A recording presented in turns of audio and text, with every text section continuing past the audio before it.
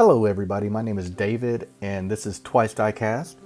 Recently I saw online some really cool diecast Shadowbox projects, so I decided to give it a whirl for a friend for a gift. I went to Michael's and got a 9x9 Shadowbox. You can see it was $24.99. I think they also have these at Hobby Lobby. This is how it comes from the store.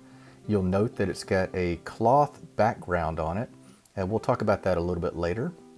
That cloth background wasn't going to work for me, so I decided to cut a piece of paper so that I would have a nice flat mounting surface for the car pieces that I was going to put on this project.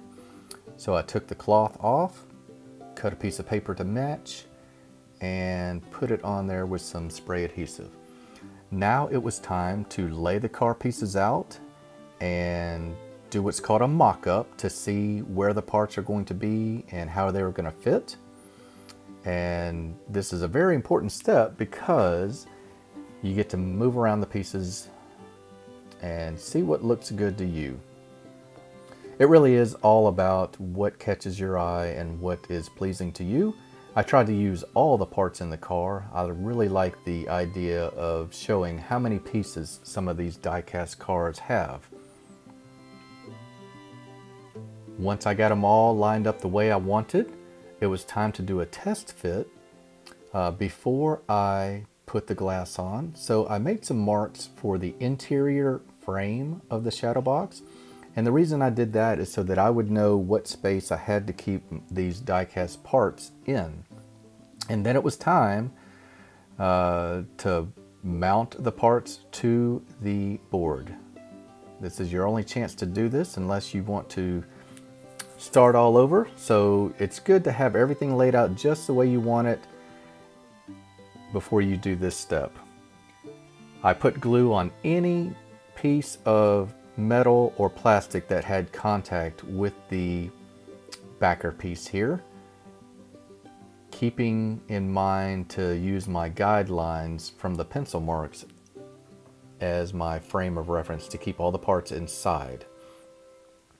Next, it was time to put the glass on and do a test fit. At this point, I ran into a problem I had not anticipated. This size car, and you'll see later, is a little bit bigger than maybe a Hot Wheels. So it was higher than I thought it would be, and accordingly, the glass was making contact with the top of the car. You'll see here in a second. It did not sit flush on the interior frame of the Shadowbox, so we had to come up with a solution for that. And I think we came up with something that works. I like the way it came out. But as you can see, we're just confirming that the car is too tall for this Shadowbox as it comes from Michael's. I took the previously discarded backer board that had the cloth on it, and I noticed that it was foam core. So I measured the outside of this interior frame, and I wanted to make some spacers that would suspend the glass above the roof of the car. So I cut out a strip of this foam core that is the same width as that interior frame.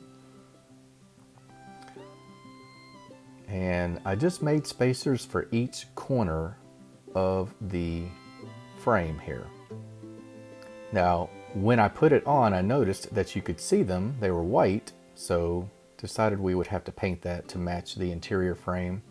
And even though the glass is suspended maybe a 1/4 inch over the interior frame, it's not noticeable, especially after you paint these spacers black. No special paint was sought out or required. I just used whatever black paint I had handy, gave it a quick touch up with a brush, and it doesn't have to be perfect. You won't see it and you won't notice it. So why was this car taller than the glass? Well, here's an example of the type of car that I used. It's the kind you can get at most pharmacies for $5 or $6. And as you see, when I compare it to a normal Hot Wheels, it's definitely taller than a typical Hot Wheels that you'll get at Walmart or Target. Here's a reference for you.